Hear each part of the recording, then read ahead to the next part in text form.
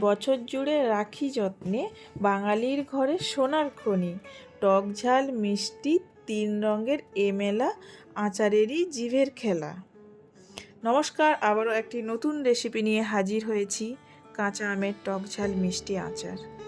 গ্রীষ্ম মানেই কাঁচা আমের স্বাদে ভরপুর নানা রকমের রেসিপি।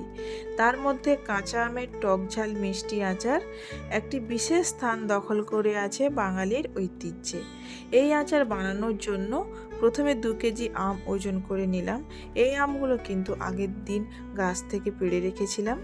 আমগুলো ধুয়ে নিয়ে মাঝ বরাবর অর্ধেক করে কেটে নেব।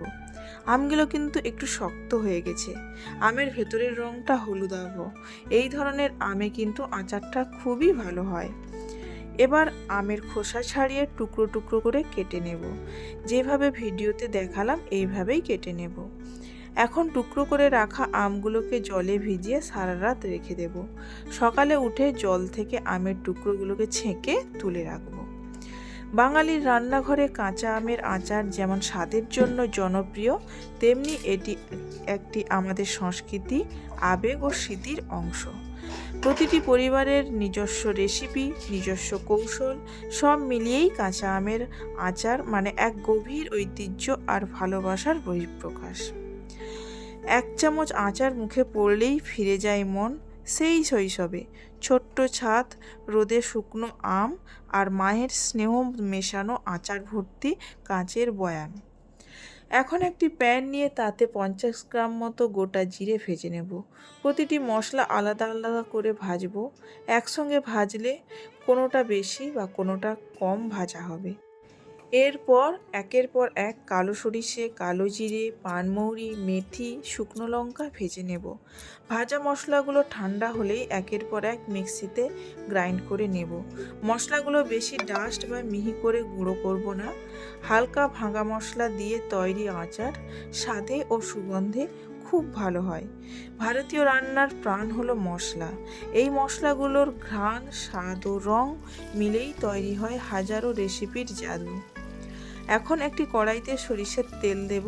তেল গরম হলেই ছেঁকে রাখা টুকরো আমগুলোকে দিয়ে ভেজে নেব। একটু ভাজা হলেই অল্প হলুদ দেব। হলুদ দিয়ে আবারও একটু নেড়ে নেব।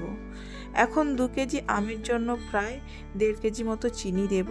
চিনি দেওয়ার পর আবারও আমটা নাড়িয়ে নেব যাতে চিনিটা গলে যায় আর আমটাও নরম হয়। দেখুন চিনিটা শিরার মতো হয়ে গেছে, আমটাও নরম হয়ে গেছে।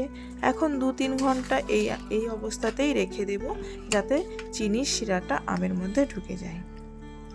2-3 ঘন্টা পর গ্রাইন্ড করে রাখা মশলা যেমন লঙ্কা গুঁড়ো, কালো সরিষে, জিরে, মেথি, কালো সরিষা, নুন ও বেশি করে সরিষার তেল দিয়ে গোটা মিশ্রণটা একবার নেড়ে নেব।